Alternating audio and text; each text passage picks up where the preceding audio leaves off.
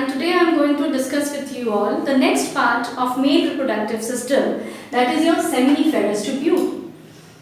Children, in the last video we have discussed about the structure and dimensions of testis. Today we are going to move ahead. We are going to move further to the internal anatomy of the testis. That is, we are going to study in detail the internal structure of testis. You can see that I have drawn on the board the internal structure of the testis. The structure we have discussed in the last video too.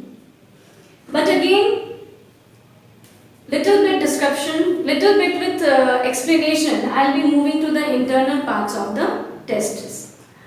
Now you can see that I have drawn this testis over here. This is the outermost layer of the testis. We have studied the structure, outer membrane and all, we have studied that. Now we will be moving to our today's topic is seminiferous tubule. So we will be discussing about the seminiferous. So in the internal part of the testis, you can see this orange color lining I have drawn. These are the small tubules. And now you know that these tubules are called as testicular lobules.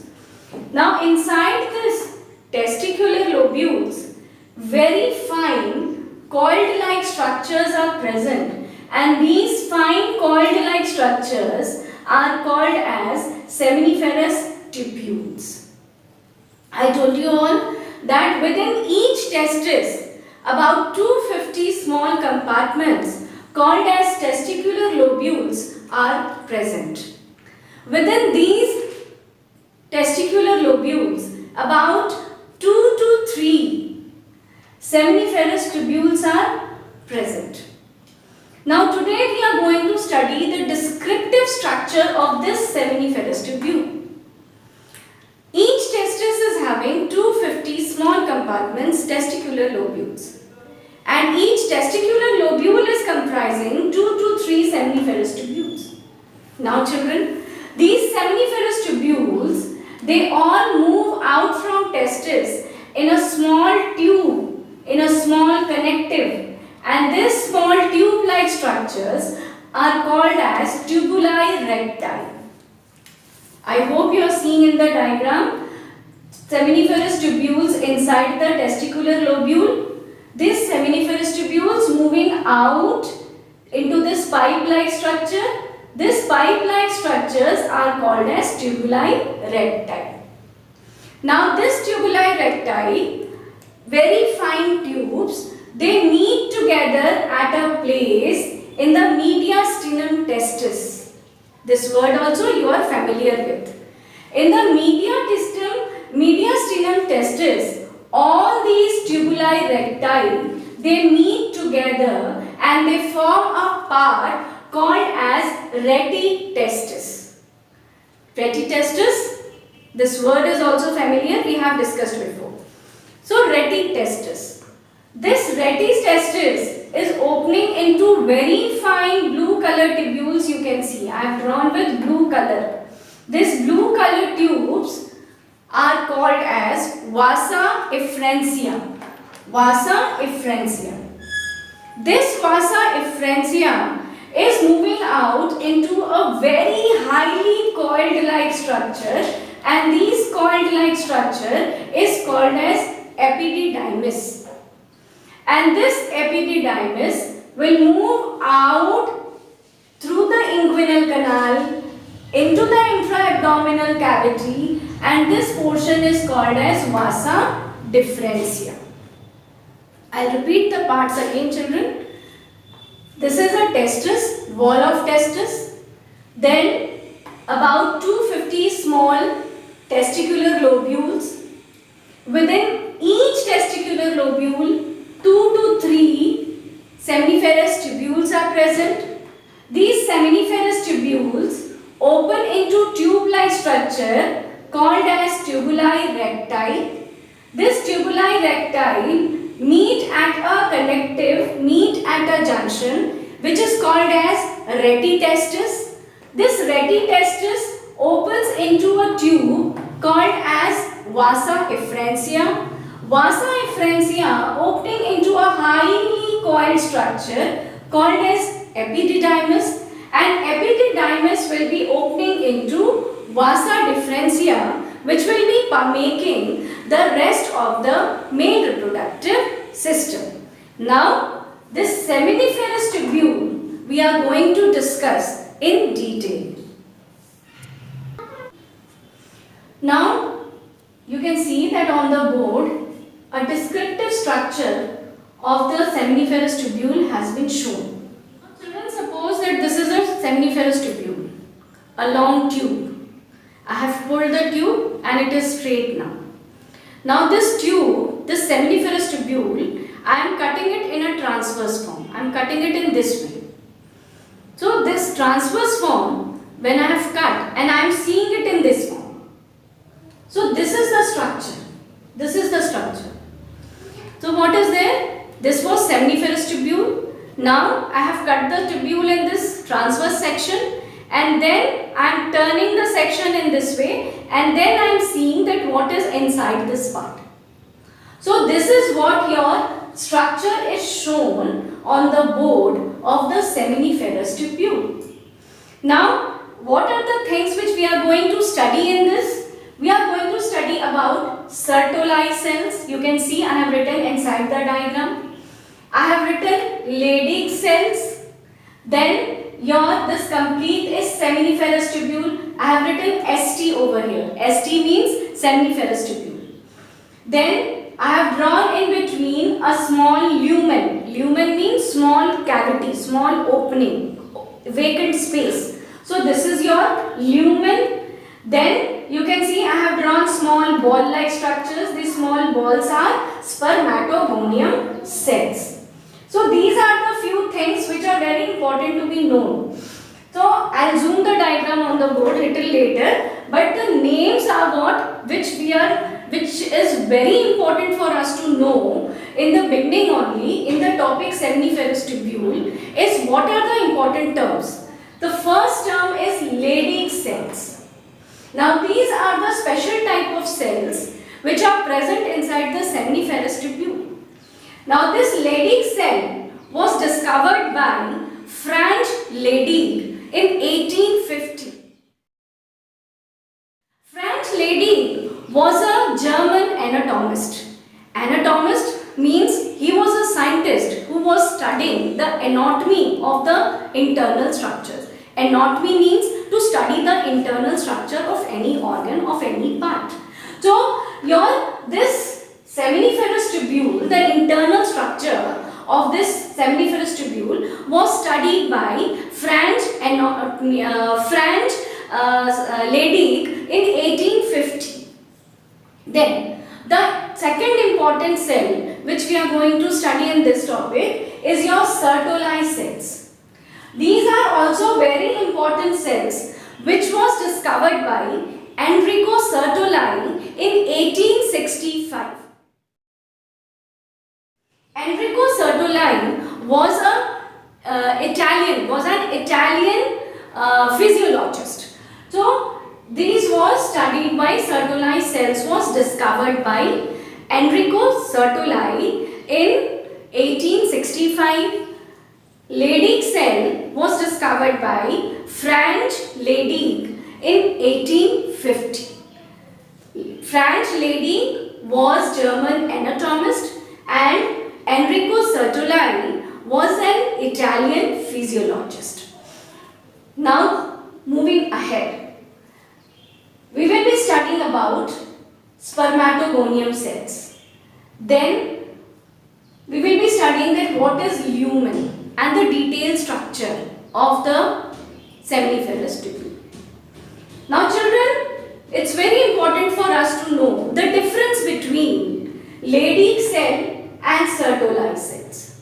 What is the main difference between Leydig cell and Sertoli cells? First, all basics I will be explaining. Then I will be explaining the internal structure, the anatomy of the seminiferous tubule. So, what is the difference between Leydig cell and Sertoli cells? Leydig cells. The another name for Leydig cell in your textbook is mentioned interstitial cells. Interstitial cells. Inter means in between.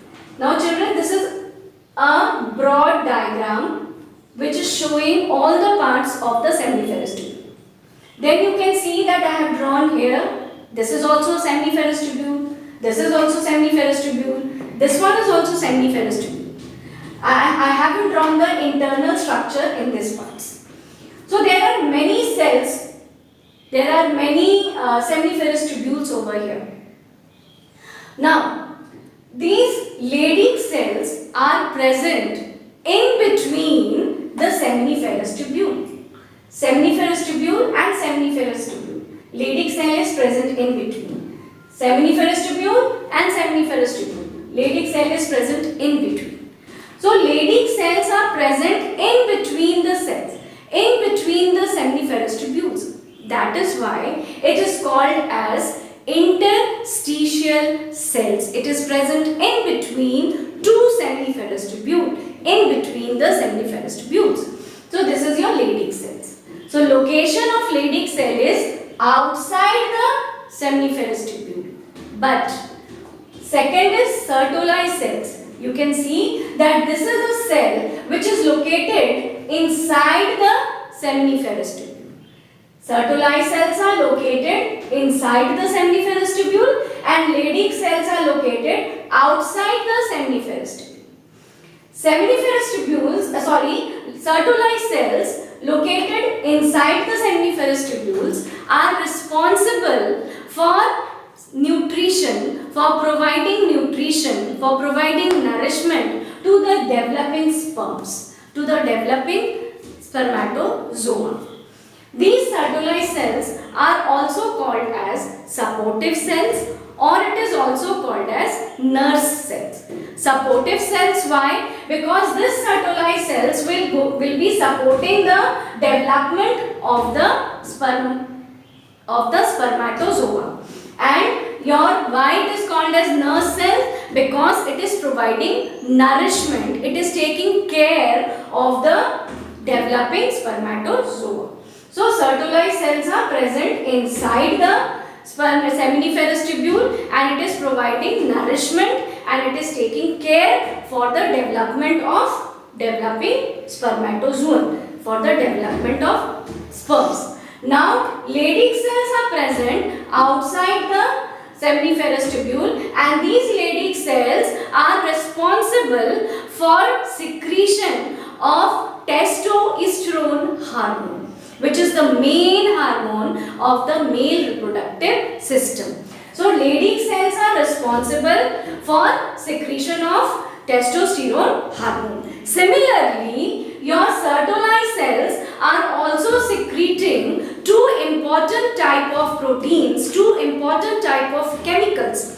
One of the chemical which is secreted by Sertoli cell is ABP.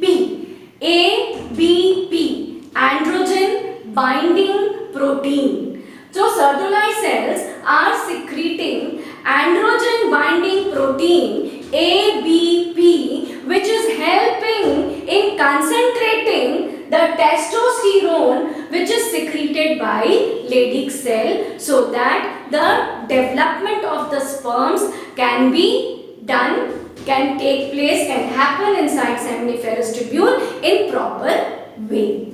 Your Sertoli cells, again I repeat, it is secreting ABP, which is allowing the testosterone hormone to concentrate at a place so that they can develop the spermatozoon, sperms. And the second protein, the second chemical which is secreted by Sertoli cell is inhibin. Inhibin word itself is meant with inhibit. Inhibit means to stop, to block. So this inhibin secretion allows, it commands or it requests the hypothalamus to stop its function, stop the function of the chemicals, so that the further development inside the seminiferous tubule would not happen. Means that the production of sperms would stop now. How many sperms would be producing? And excessive of everything is not good. So that is why your inhibin stops the process of the production of spermatozoon or sperms. Now children, I hope the main basics are clear now that your seminiferous tubules are made up of your the various parts, that is your Sertoli cells, Leydig cells, spermatogonium cells, lumen is there, then various types of concepts were there which was very necessary for you to know in the beginning. And now we will be moving to the detailed internal structure of the seminiferous tubule. Children, you can see that I have drawn the diagram of seminiferous tubule and I have zoomed it also. Now, few minutes back I was explaining you all that these are all seminiferous tubules. Here I have drawn the internal descriptive part and here I haven't shown. I have just tried to show that many of the seminiferous tubules are present. Now in the internal structure, when we are going to study in detail, so here children you can see the outer layer. This is the outer layer of seminiferous tubule, outer wall of seminiferous tubule. And this outer wall of seminiferous tubule is called as basal lamina. This is basal lamina, outer wall. Now we will be moving to the internal part, inner side of the seminiferous tubule, to the inner lining of the tubule. The inner lining of the tubule is made up of germinal epithelial cells. Germinal epithelial cells. So these germinal epithelial cells are lining up the seminiferous tubule and they are responsible for the production of two important type of cells. Inside the seminiferous tubule, there are only two types of important cells. What are those? The first one is spermatogonium cell and the second one is Sertoli cells. Rest, nothing is present inside the seminiferous. The whole seminiferous tubule, if I say, then this is your basal lamina and then here your epithelial lining is present and this epithelial lining is going to form two type of cells, that is your spermatogonium cells and your Sertoli cells. Now this we are going to study in detail. Now children, you can see I have drawn here at the basal lamina to the inner lining, I have drawn the small circles and these small circles are spermatogonium cells. Now these spermatogonium cells will be dividing and they will be forming, they will be developing into spermatozoon, or we call it as a sperms. So the development of the sperm is taking place here. In detail, that how your spermatogonium cells are developing into sperms, we will be studying during the gametogenesis topic that we have to study later. So there we will be studying that how these spermatogonium cells will be changing into sperms. But for little information, the spermatogonium cells are dividing, they are forming there by the division, by the cell division, mitosis. A large number of spermatogonium cells are formed here in the inner lining of the seminiferous tubule by mitosis cell division. So as a result of mitosis, spermatogonium cells are formed.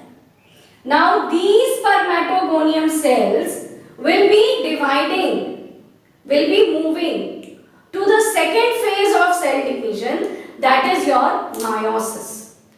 Now these spermatogonium cells will be moving with the first meiosis and second meiosis, and as a result of which 4 spermatids will be formed, and these spermatids will be developing into spermatozoon or sperms. So children, you can see here these are spermatogonium cells. Then I have drawn your spermatogonium cells are dividing into 2 cells, Then these 2 cells are dividing into 4 cells. Then these 4 cells are dividing and developing, and these are developing into sperms.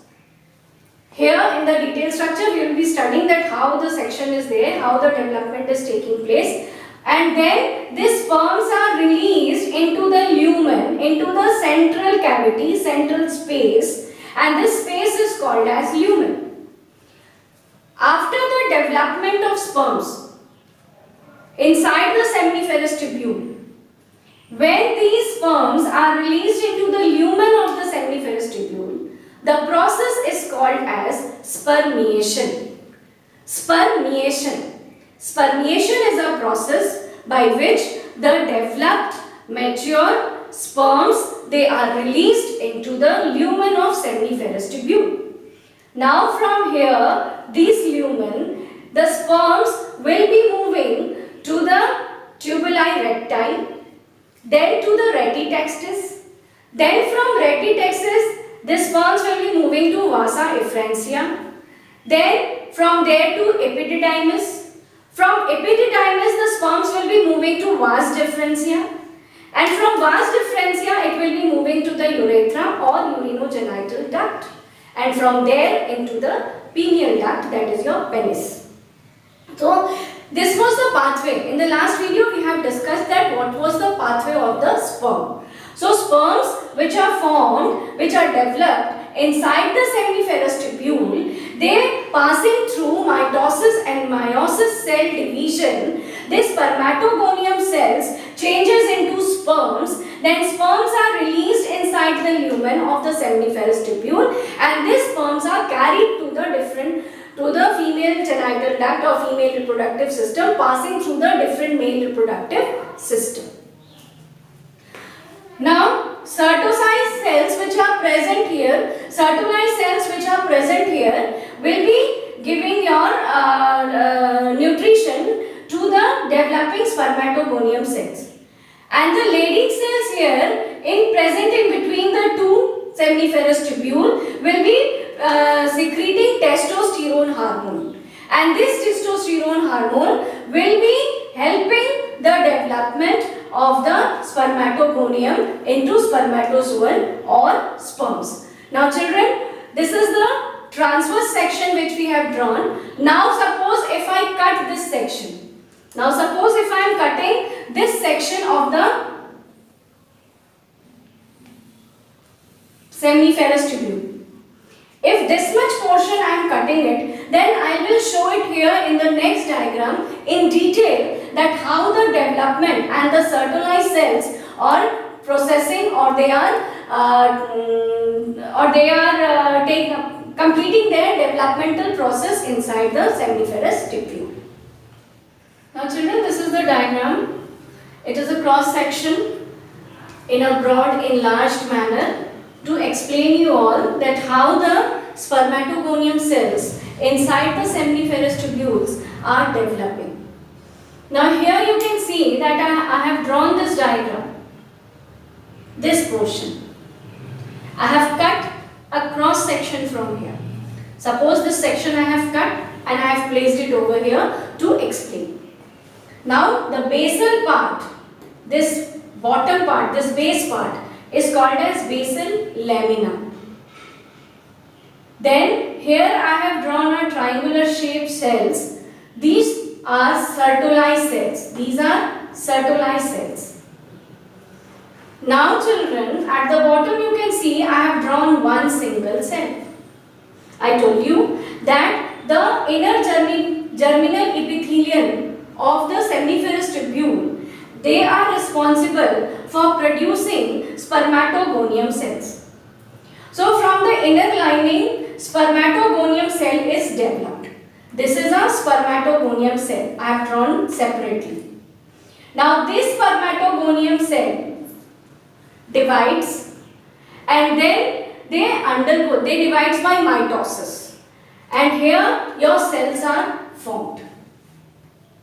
Suppose here one cell is there, I can draw one more cell over here. One cell will divide to develop into two cells by mitosis. This spermatogonium cell undergoes mitosis division to form two cells over here. You can see. These cells are called as primary spermatocyte. Spermatogonium divides to form primary spermatocyte. Now this primary spermatocyte undergoes meiosis cell division, and passing through meiosis first and meiosis second, your secondary spermatocytes are formed. This is spermatogonium, I am repeating it. These cells are primary spermatocyte. These are secondary spermatocyte. Now these secondary spermatocytes will develop into spermatid. They will develop into spermatid. And this spermatid will be developing into spermatozoon or sperms. Now in the developmental process of primary spermatocyte, secondary spermatocyte, spermatid, spermatozoa, these Sertoli cells are nursing them. These Sertoli cells are supporting them. These Sertoli cells are helping them to develop and become mature by providing nourishment, by providing nutrition so that they can develop in a proper manner. Here the developmental stages of the spermatozoon is in your initial stage. The sperms has developed now. They are now free to be released into the rest part of the male reproductive system. So children, I will repeat it again, this all parts that how the development of spermatogonium cells will be taking place. So this was the diagram of Sertoli cells with the germ cells. Children, these are the various labelings I have mentioned in this diagram now. So this was your basal lamina. This is your spermatogonia cell. Spermatogonia cell developing into primary spermatocyte. Primary spermatocyte developing into secondary spermatocyte. Secondary spermatocyte embedded inside the Sertoli cells, providing nourishment from it, and they are converting into spermatid, and these spermatids after developing they are converting into spermatozoa or sperms. Now these sperms will be released into the lumen of the seminiferous tubule, and I told you that the process by which your spermatozoa or sperms are released into the lumen of seminiferous tubule is called as spermiation. Now children, what will happen after this? The spermatozoa or sperms will be moving to the tubuli recti, the another part, the next part of the testis. So sperms which are released now after some spermiation process inside the lumen. Here your seminiferous tubules inside the testis. Here sperms are produced now. Now sperms produced inside the seminiferous tubules will be released into the lumen by spermiation process, and it will enter into the tubuli recti. This portion. Sperms will be floating into tubuli recti. Then from tubuli recti, those sperms or spermatozoa will be moving into reti testis. Now from reti testis, the spermatozoa or sperms will be moving into vasa efferentia. This pathway. So sperms produced here will be moving into your tubuli recti. From tubuli recti, it will be moving into reti testis. From reti testis, it will be moving into vasa efferentia. From vasa efferentia, it will be moving into your epididymis, and from epididymis, it will be moving into vas deferens, and from vas deferens, it will be entering into the male reproductive system. Over there, this was the part which we have discussed today in detail about the seminiferous tubule. Hope that today's session was clearly understood by you all, and I have tried to explain each and every point with the help of diagram. So go through the video nicely and try to understand each and every point, because the seminiferous tubule and the production of sperms, how it is taking place, is very important in the whole male reproductive system part. So try to understand it. Thank you.